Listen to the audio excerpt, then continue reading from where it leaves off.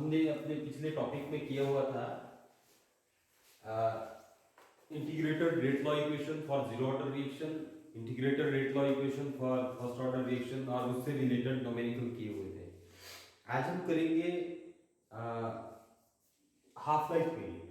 ठीक है, half life period और कुछ एक न्यूमेरिकल्स जो है जो आपको बोर्ड एग्जाम में भी आते हैं और कंपटीशन लेवल में भी आते हैं, उनको हम सॉल्व करेंगे। फर्स्ट एंड जीरो ऑर्डर से रिलेटेड होंगे ये न्यूमेरिकल्स और हाफ लाइफ पीरियड भी होगा इसमें। तो चलिए स्टार्ट करते हैं। देखो हाफ लाइफ पीरियड क्या होता है। ठीक है, half life period,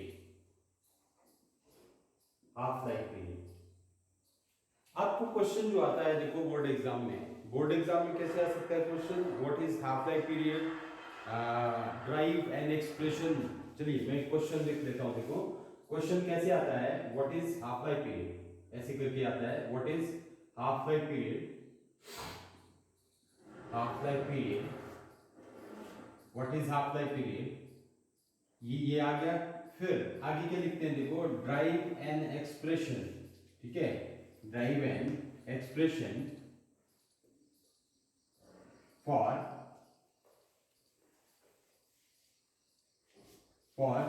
first order reaction, for first order reaction. ठीक है, फॉर फर्स्ट ऑर्डर रिएक्शन। ऐसे ही जीरो ऑर्डर के लिए भी पूछ सकते हैं। ठीक है, फर्स्ट ऑर्डर रिएक्शन अभी हम फर्स्ट ऑर्डर के लिए करेंगे, फिर जीरो ऑर्डर के लिए मैं ऐसे ही बताऊंगा आपको। तो आपको ये इस टाइप का क्वेश्चन आ सकता है। ठीक है, ऐसे करके। तो हाफ लाइफ पीरियड क्या होता है, देखो मतलब हाफ लाइफ पीरियड जो लिखना है आपने, it is the time taken to complete, time taken to complete half of the reaction, half of the reaction। ठीक है, तो it is the time taken to complete half of the reaction, मतलब half of the reaction को complete करने के लिए, half of the reaction को complete करने के लिए हमारे पास जितना टाइम लगेगा उसको ही क्या बोलेंगे, देखो हाफ लाइफ पीरियड।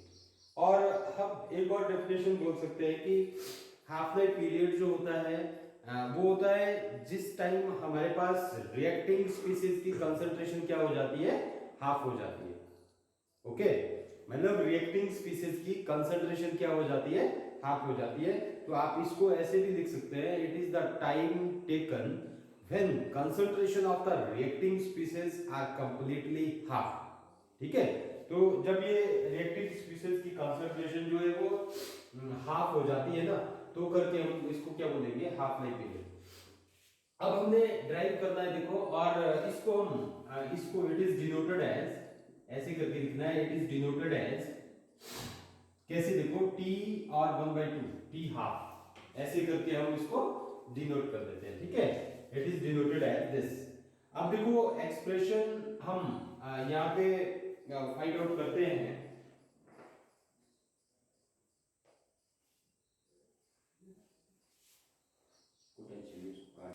तो नेक्स्ट देखो हमारे पास expression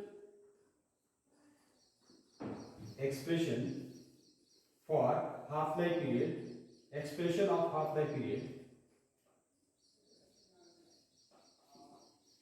half life period for first order reaction, for first order reaction, for first order reaction. तो देखो एज वी नो, आपने स्टार्टिंग में क्या लिखना है, देखो as we know integrated rate law equation, integrated rate law equation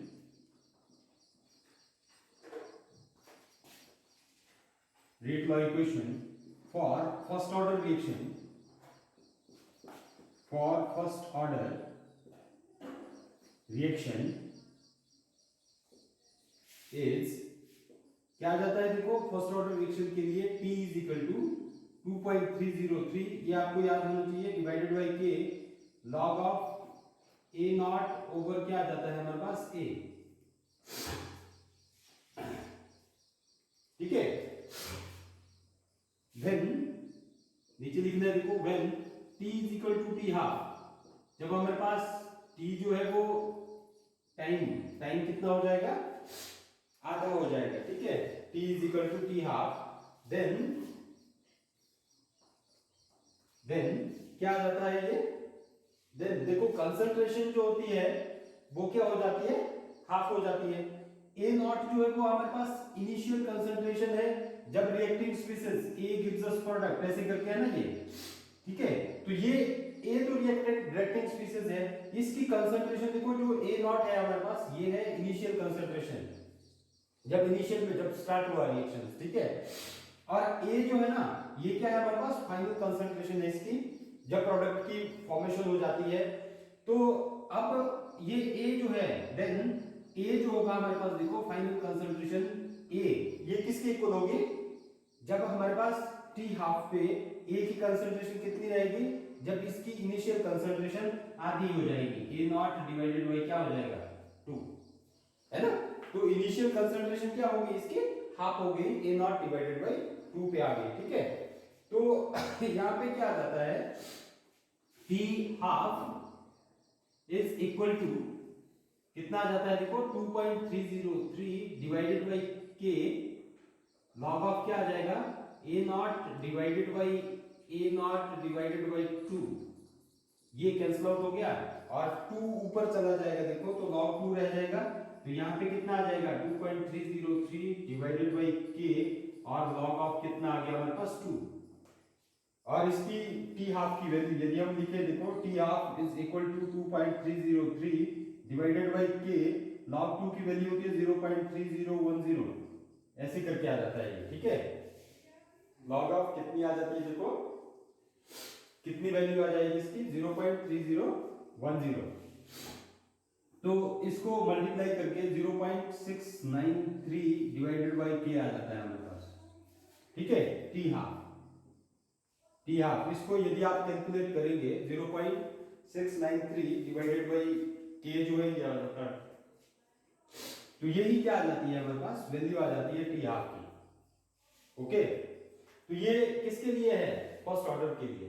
first order के लिए आपको यदि के की वैल्यू आपको पता होगी, तो आप के की वैल्यू पता करके इजीली आप क्या कर सकते हैं देखो, टी हाफ की वैल्यू फाइंड आउट कर सकते हैं। वैसे ही यहाँ पे देखो जीरो ऑर्डर के लिए फाइंड आउट करना है हमने, तो जीरो ऑर्डर के लिए लिखनी पड़ेगी, ठीक है।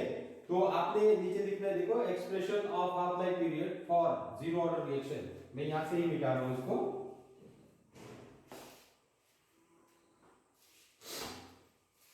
फर्स्ट ऑर्डर की जगह मैं यहाँ पे जीरो ऑर्डर कर रहा हूं, ठीक है। अच्छा पूरा ही मिटा देते हैं देखो, for zero order reaction half life period for zero order reaction, ये आपको ना याद होने चाहिए, ठीक है।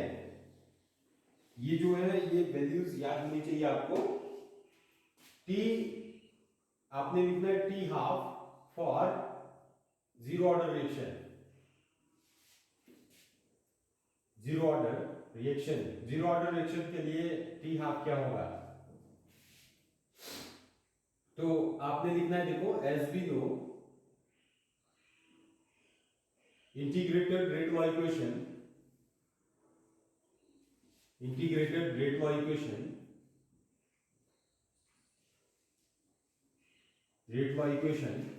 for zero order reaction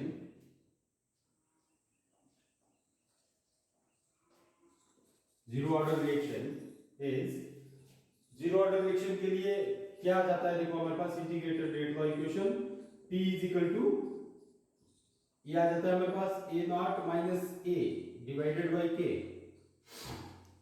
ठीक है। तो T half is equal to, when ऐसे करके लिखना आपने देखो, when T is equal to T half, then पीछे जो किया हमने a इज इक्वल टू किसके इक्वल आ जाएगा, ए नॉट डिवाइडेड बाय 2, यहाँ पे वैल्यू पुट कर देंगे देखो हम, t की वैल्यू क्या आ जाएगी, T half A naught minus A naught divided by 2, और डिवाइडेड बाय क्या आ जाता है हमारे पास, k आ जाता है, तो यहाँ पे देखो ये क्या आ जाएगा हमारे पास, only A naught divided by 2 रहेगा, 1 ना, 2 एलसीएम आ जाएगा, ए नॉट डिवाइडेड बाई 2 रह जाएगा और divided by k which is equal to a naught divided by 2k।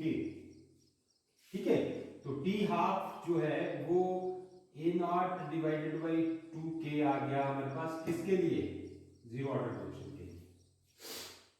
ये चीजें आपने याद करनी है, ये रिजल्ट जो है ये आपको याद होना चाहिए, क्योंकि न्यूमेरिकल्स में बड़ी बार इसको पूछ देते हैं। ठीक है, न्यूमेरिकल्स में इसको पूछ देंगे। तो T half is equal to कितना आ जाएगा, ए नॉट डिवाइडेड बाई 2k। तो अब इससे रिलेटेड हम न्यूमेरिकल करते हैं, इससे रिलेटेड न्यूमेरिकल करते हैं। देखो न्यूमेरिकल टी हाफ से रिलेटेड, ठीक है, टी हाफ से रिलेटेड न्यूमेरिकल जो है ये आपने करने ही करने हैं। ठीक है, और इसका एक रिलेशन आता है, रिलेशन हाफ लाइफ पीरियड का किसके साथ, कंसंट्रेशन के साथ। ठीक है, तो यहाँ पे लिख लो, थोड़ा सा इसको ही लिख लो, देखो relation of half life period, of half life period with concentration,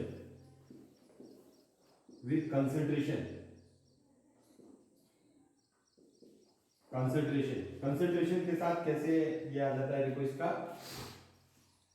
देखो जो टी हाफ है हमारे पास, टी हाफ हम क्या करेंगे, देखो ए रेज पावर n माइनस 1, ए जो है वो इनिशियल कंसंट्रेशन है हमारे पास। ठीक है, यहाँ पे हमने क्या लिया, ए जो है ये इनिशियल कंसंट्रेशन है, ए n माइनस क्या ले लिया मैंने, 1 ले लिया, ए n माइनस 1।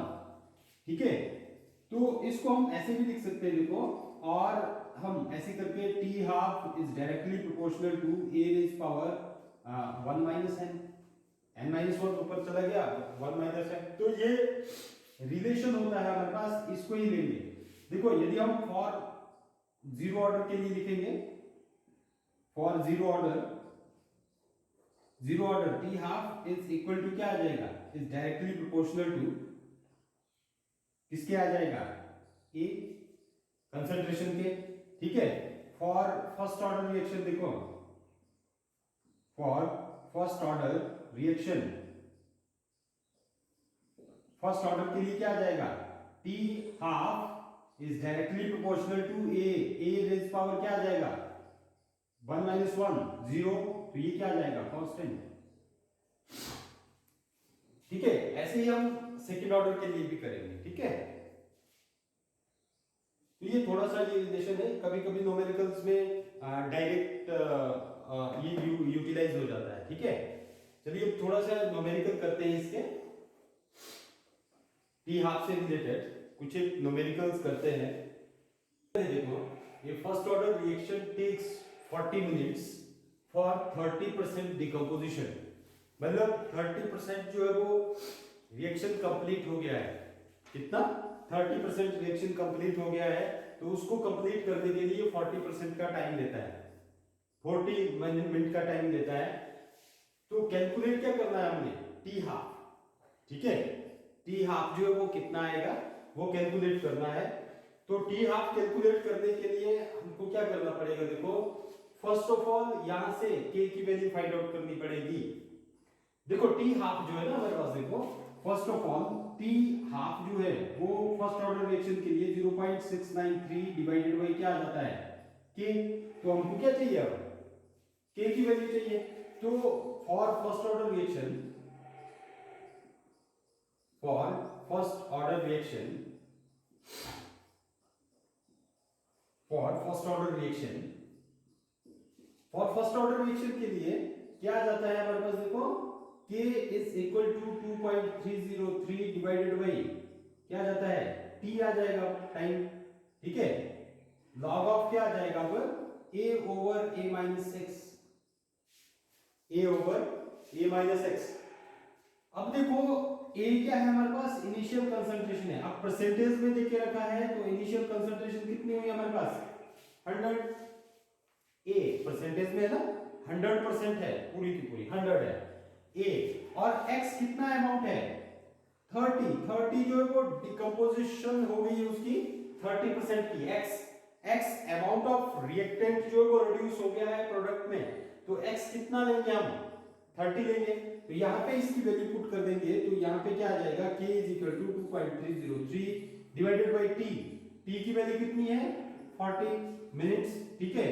तो यहाँ पे हम क्या लेंगे देखो 40 लॉग ऑफ कितना आ गया हमारे पास a 100 डिवाइडेड बाई कितना आ जाता है 100 डिवाइडेड बाई यहाँ पे 100 माइनस 30, ठीक है।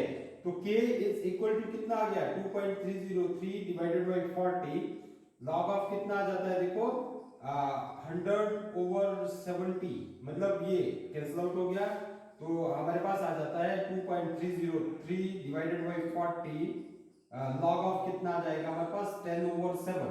यहाँ पे मैं आपको थोड़ी सी लॉगरिथम बताता हूँ। Log of m over n किसके इक्वल होता है log of m minus log of n, इसके इक्वल होता है, ठीक है। तो यहाँ पे देखो log of m over n log of 10 divided by log of 7, तो यहाँ से k की वैल्यू देखो कितनी आ जाती है 2.303 डिवाइडेड बाय 40 लॉग ऑफ कितना आ गया हमारे पास 10 माइनस लॉग ऑफ 7, ठीक है। लॉग ऑफ 10 की वैल्यू कितनी आ जाती है हमारे पास 7 2.303 डिवाइडेड बाय 40 और log of 10 is equal to किसके इक्वल आ गया 1 माइनस log of 7 की वैल्यू देखो 0.8 भी ले सकते हैं आप, 0.8 log of 7 की वैल्यू 0.8 समथिंग ऐसे करके आती है, ठीक है। log of 7 की वैल्यू आपने log 1 to 10 जो है ये वैल्यूज याद रख लेनी है, ठीक है। जब आप इस चीज को कैलकुलेट करेंगे आपके पास k की वैल्यू जो है वो ये आ जाएगी, k की वैल्यू जो आएगी वो आएगी आपके पास 8 पॉइंट समथिंग करके आएगी, ठीक है।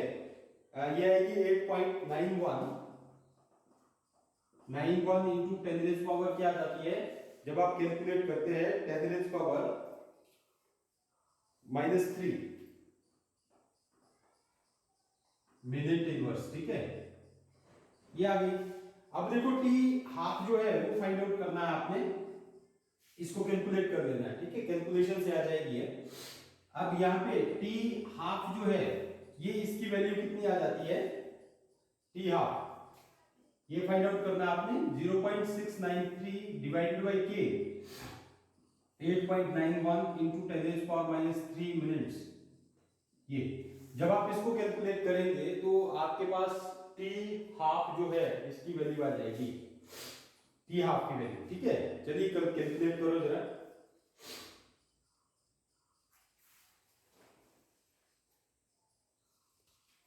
जब आप इसकी कैलकुलेशन करेंगे तो इसकी वैल्यू कितनी आ जाएगी 77.78 अप्रोक्सीमेशन पे देखो ये वैल्यूज आ जाएगी मिनट, ठीक है। तो t हाफ की वैल्यू जो है ये ऐसे करके आ जाती है। नेक्स्ट न्यूमेरिकल करते हैं, देखो ये इसका लग गया ना पता आपको। ऐसे ही आप देखो ये यहां से k की वैल्यू फाइंड आउट कर दी, ये t हाफ जो है k की वैल्यू ये आ गई, t हाफ की वैल्यू आप ऐसे करके ये फाइंड आउट कर सकते हैं, ठीक है। यहां से ये कैलकुलेशन जो है ना ये अपने आप करनी है, आपने ढंग से करनी है, प्रैक्टिस करनी है इसकी। यहां से भी इसकी प्रैक्टिस करेंगे आप, ठीक है। नेक्स्ट करते हैं, देखो नेक्स्ट न्यूमेरिकल है, देखो the half life for radiative carbon 12 carbon 14 is 5730 years. The wooden part of an archaeological artifact has only 80% of the 14 carbon activity found in fresh wood, ठीक है। 80% of the carbon activity found in fresh wood मतलब 80%, ठीक है। Calculate the age of the artifact, ठीक है।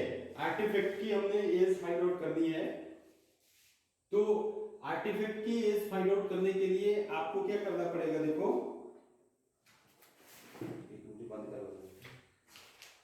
हम क्या करेंगे, देखो यहां से टी हाफ इसका सॉल्यूशन करना है। देखो सॉल्यूशन में आपको पता है, देखो t half is equal to 0.693 divided by k होता है, ठीक है। यहां से हम k की वैल्यू फाइंड आउट करेंगे, फिर 80% डिकम्पोजिशन की जो है वैल्यू t हाफ जो है उसके लिए फाइंड आउट करेंगे। t टाइम जो है, टाइम उसके लिए फाइंड आउट करेंगे, किसके लिए, 80% के लिए। तो यहाँ से टी हाफ की वैल्यू देखो ऑलरेडी देके रखी है। टी हाफ कितना है हमारे पास, यहाँ से देखो t half is equal to 5730 years, ठीक है। तो यहाँ पे k is equal to 0.693 divided by 5730, ये k की वैल्यू आ गई हमारे पास, ठीक है। अब k की वैल्यू आ गई तो as we know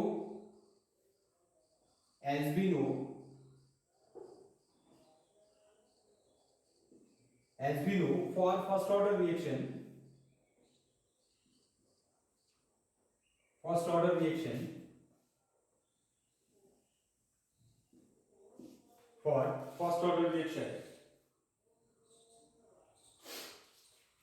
तो फर्स्ट ऑर्डर रिएक्शन के लिए देखो हमारे पास जो T होता है, ठीक है, T is equal to 2.303 divided by K log of क्या आ जाता है देखो A minus A divided by A minus x.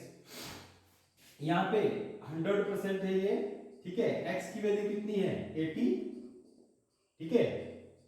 x क्या आ जाएगा हमारे पास 80 आ जाएगा। तो यहाँ पे यदि आप पुट करते हैं देखो 2.303 divided by k log of कितना आ गया हमारे पास 100 ओवर 80 आ जाता है हमारे पास, ये 100 ओवर 80, ये 10 ओवर 8 आ जाएगा। यदि आप इसकी वैल्यू पुट करते हैं देखो 2.303 डिवाइडेड बाई k 0.693, इसको अलग से भी कर सकते हैं आप, divided by 5730 log of 10 over 8। इसको आपने सॉल्व करना है, देखो इसको सॉल्व करके आपके पास वैल्यूज आ जाएगी, log of 10 minus log of 8, ये लॉग की वैल्यू पुट अप करके इसको सॉल्व करेंगे तो आपके पास टाइम आ जाएगा, ठीक है। तो इसकी जो वैल्यू आएगी नॉर्मली इसका जो आंसर आएगा यदि आप कैलकुलेट करेंगे 1845 इयर्स के अप्रोक्सीमेट आ जाएगा, ठीक है। घर में जाके ये मतलब ये कैलकुलेट करना है आपने, ठीक है। तो नेक्स्ट इसको कैलकुलेट कर देना है, ठीक है, ये कैलकुलेशन पक्का करनी है और इसका आंसर जो है ये आ जाएगा। ये इजी है सारे के सारे न्यूमेरिकल। नेक्स्ट न्यूमेरिकल करते हैं, देखो ये न्यूमेरिकल है, देखो if first order reaction is 20% completed in 10 minutes, मतलब जो 20% कंप्लीट हो जाता है ये 10 मिनट्स में, calculate the time for the completion of 75% of reaction. तो 70 मतलब 20% जो कंप्लीट होता है वो 10 मिनट्स में होता है। हमने टाइम कितने के लिए फाइंड आउट करना है कि 75% जो है रिएक्शन वो कंप्लीट होगा, तो वो कितना टाइम लेगा, ठीक है। तो for first order as we no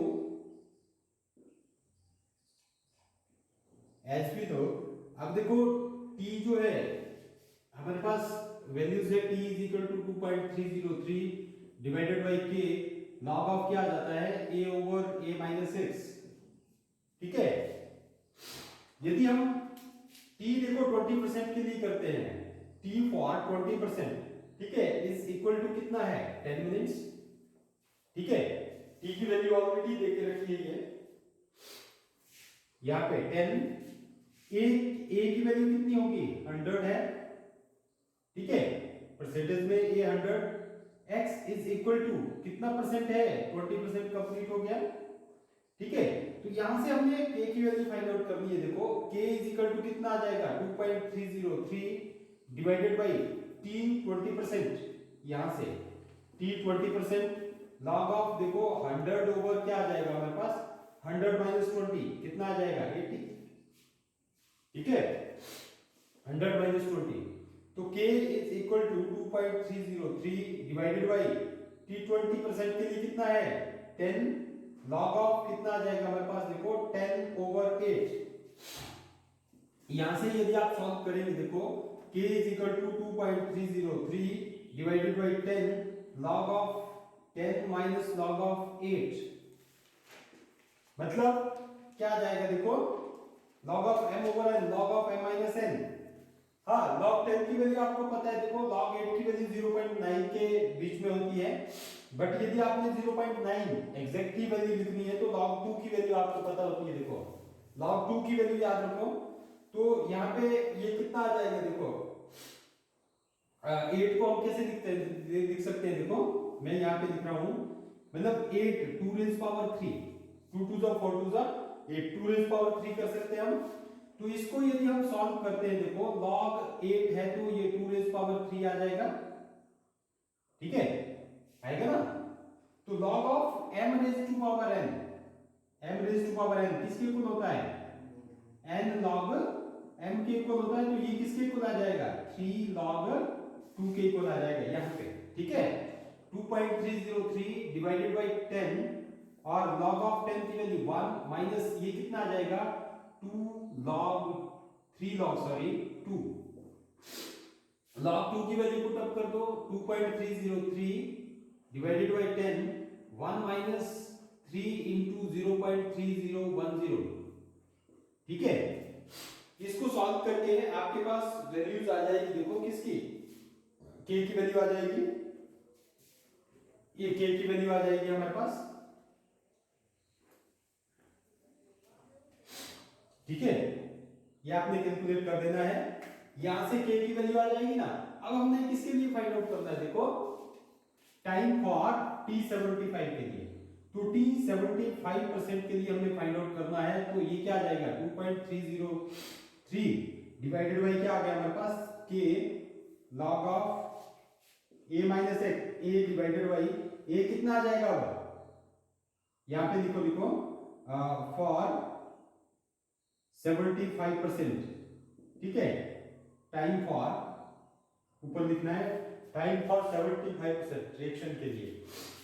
तो यहाँ पे a कितना आ गया 100 और 100 माइनस 75 कर दो, तो यहां से कितना आ जाएगा 2.303 divided by k log of 100 over 25, 25 कितना आ जाएगा यहाँ पे 4, 2.303 divided by k log of कितना आ गया हमारे पास 4, ठीक है।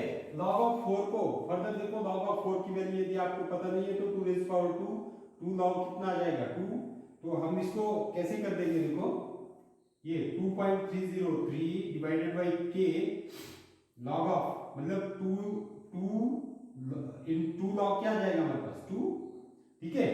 इसकी वैल्यू कितनी आ जाएगी 2.303 डिवाइडेड बाई k और यहाँ पे 2 इंटू क्या जाएगा 2 इंटू 0.3010। अब इसमें आपने k की वैल्यू, यहां से जो k की वैल्यू आएगी ना वो वैल्यू आपने k की वैल्यू यहाँ पे पुट कर देनी और t75% के लिए आ जाएगा, ठीक है। आप इसको कैलकुलेट कर सकते हैं, देखो इजी हो जाए, इजी होगा, k की वैल्यू आ जाएगी, k की वैल्यू को t75% में यहाँ पे जाके पुट कर देना है और ये वैल्यू आएगी, ठीक है। ऐसे ही और भी न्यूमेरिकल्स आते हैं, देखो t75 से या t25 में मतलब 80% कंप्लीटेड और आपने 85 के लिए फाइंड आउट करना है या 75 के लिए, इसी टाइप के इसी ट्रैक के न्यूमेरिकल्स आते हैं, ठीक है।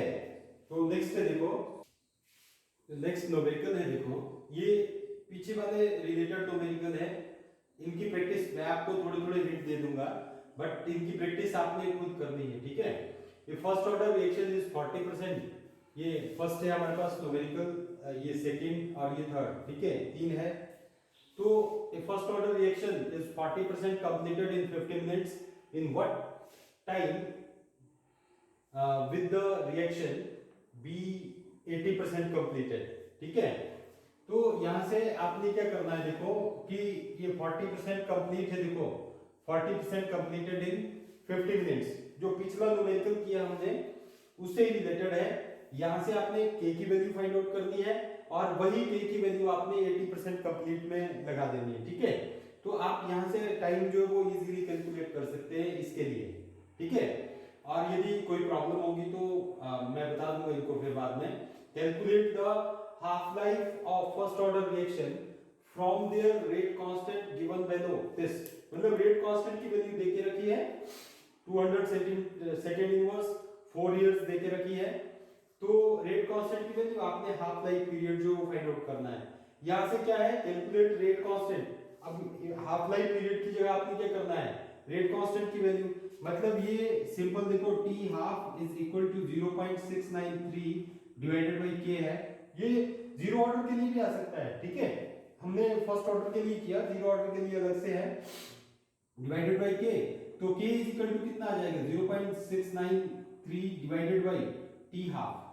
ठीक है, t हाफ आपको देके रखा है, देखो first order reaction half life period is 4.6, तो इसको वैल्यू देखो 0.693 डिवाइडेड बाय क्या कर दो 4.6, तो आपके पास क्या आ जाएगी k की वैल्यू आ जाएगी। ठीक है, तो आज के लेक्चर में इतना ही, हमने न्यूमेरिकल्स किए और नेक्स्ट हम करेंगे कोलिजन थ्योरी।